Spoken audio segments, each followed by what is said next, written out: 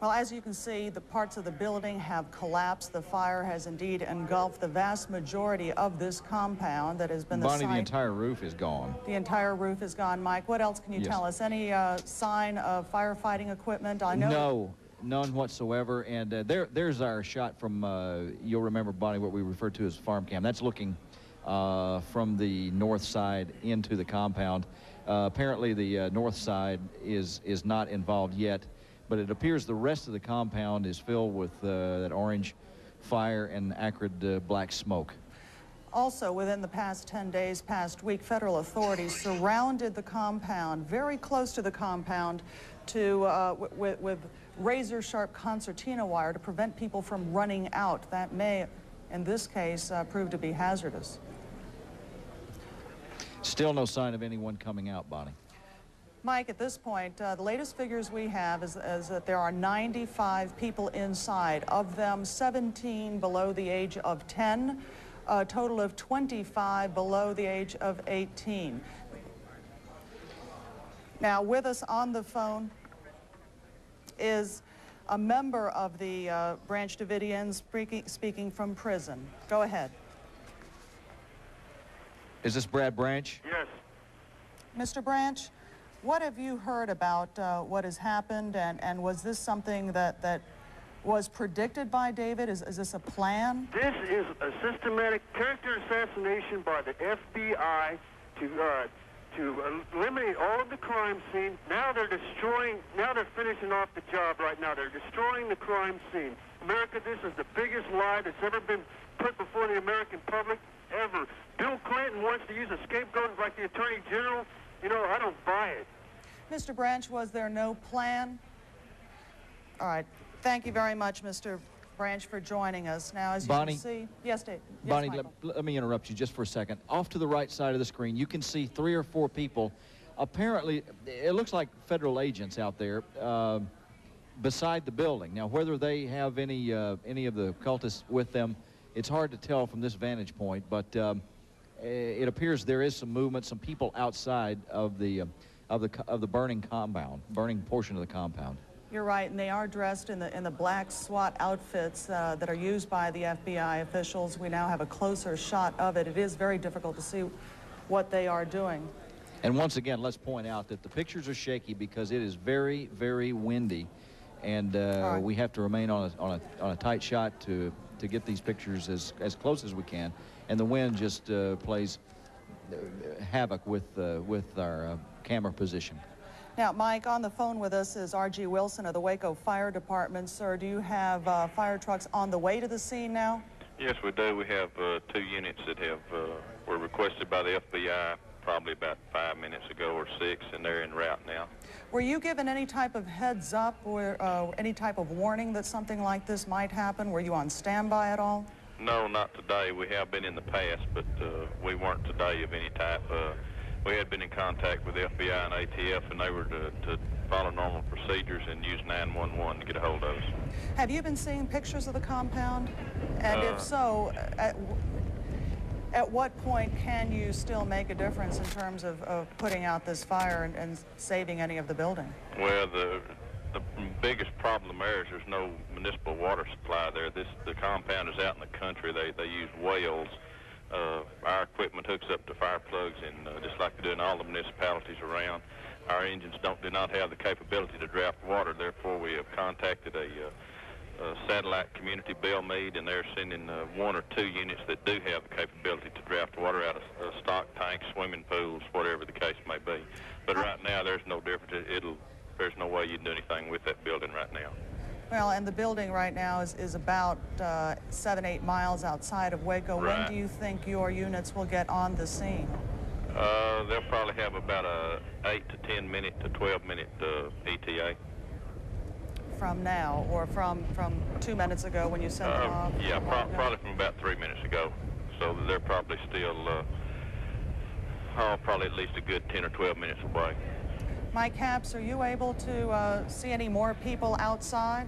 Not from this vantage point, Bonnie. All we can see is some Chinook helicopters. If we could pan back over toward the fire, or perhaps cut to a shot over there. Could we do that, please? Thank you. from this vantage point, it'll probably be hard, Bonnie, to spot anyone coming out. Those Chinook helicopters will be used as medevac equipment, as we're told. This fire is completely out of control, and as the chief said, obviously they won't be able to do much except perhaps put out some smoldering embers there, it appears, and still no indication, no sign that anybody is coming out. Mr. Wilson, are you still with us? Okay, I understand he's not. Still no word on whether or not any additional ambulances have been sent into the scene. Clearly, federal officials from the start were always prepared to evacuate a small number of wounded to hospitals in Waco. There's also the Fort Hood facility where we were told David Koresh and some of his others would also be taken. However, this situation has certainly changed that. Sonia, I understand you have a guest with you. Yes, thank you, Bonnie. We're going to go now to Robert Klotz, who used to be in special operations for the D.C. Police. He ran the helicopter squad, the bomb squad, and the presidential security unit. Now, Mr. Klotz, we are all watching this. We heard that this is a non-lethal form of tear gas, and the big question at the moment is, did the gas ignite this fire, or is there something else that's responsible for it? Well, I can't say with certainty that it did not.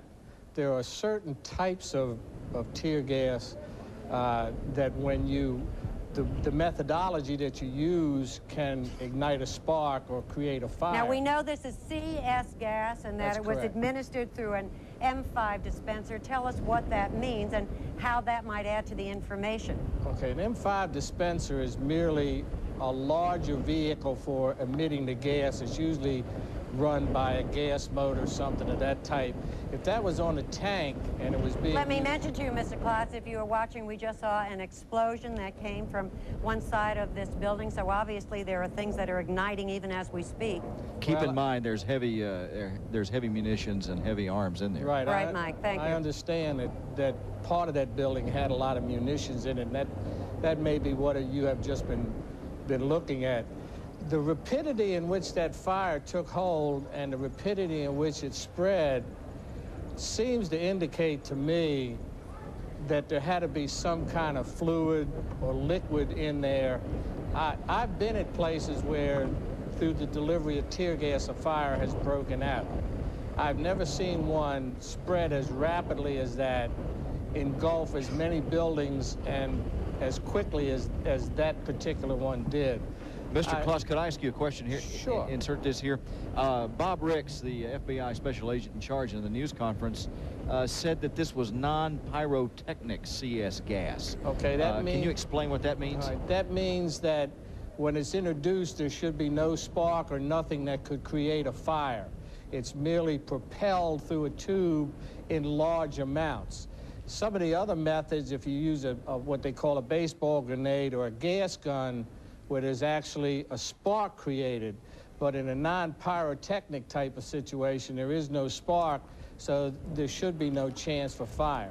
Mr. Klotz, let me ask you, as you look at all these pictures, I mean, could anyone survive this if they were anywhere in the perimeter of the scene that we are seeing right now? Well, if there are underground bunkers, etc., as I have heard, depending on what type of air system they have, if it's an independent air system, the possibility is that somebody could exist. If they're in any of those structures, smoke inhalation would have taken care of the situation quite some time ago. What about the heat, Mr. Klotz? I mean, how far down and to what temperature would heat go in terms of people being in bunkers? Okay, you got to understand that I'm an ex-policeman, not an ex-fireman, so I'm not totally versed in that, but from what I understand, and the reason they tell people to get low, etc., during a fire and crawl is that heat tends to rise and the smoke doesn't go down too low. So it would seem to me if they were in a bunker which had a separate ventilation system, their chances would be better.